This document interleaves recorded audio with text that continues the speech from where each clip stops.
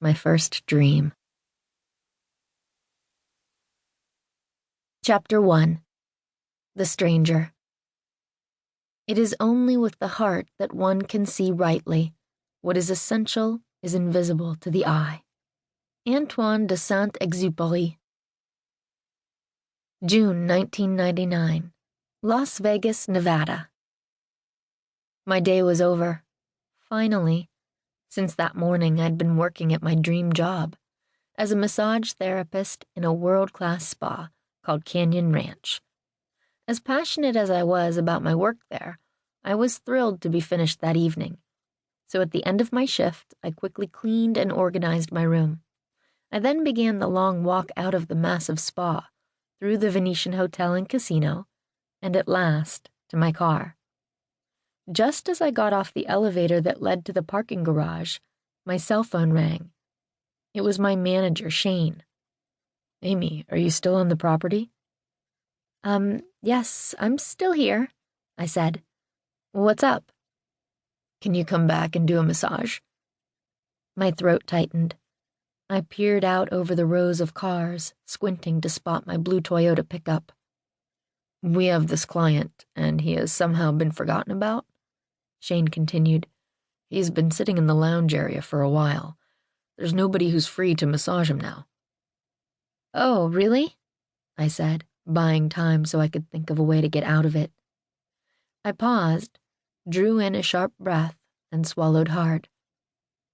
"Well," I said, "I guess I could come back and take him. It's just 1 more hour." Crap. Turning back was the last thing I wanted to do. All day I'd been looking forward to hanging out with friends. It was hot, 112 degrees that day, and I was wiped. But I did feel sorry for the guy. He'd already been waiting forever. "I'll be there in a few minutes," I told Shane.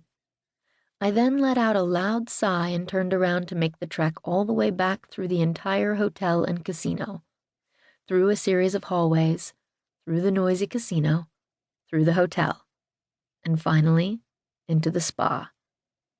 All the rooms in the spa were in use that evening, so Shane set up a table for me in an unfinished room. Because the spa was brand new, some of the rooms weren't yet complete. Once I had everything ready, I walked out to the lounge to meet the man. He was an older guy, probably 70, with tan, leathered skin, high cheekbones, and crystal blue eyes. He looked part Native American. In every line on his face, you could read the experience that seemed written there. "How are you?" I said, extending my hand. He stood and took me by the palm. His hands were soft and warm. "I'm good," he said. He had the sweetest smile on his face, so pleasant. And all at once, I was happy I'd come back for such a nice guy. "Follow me this way," I said, leading him toward the room.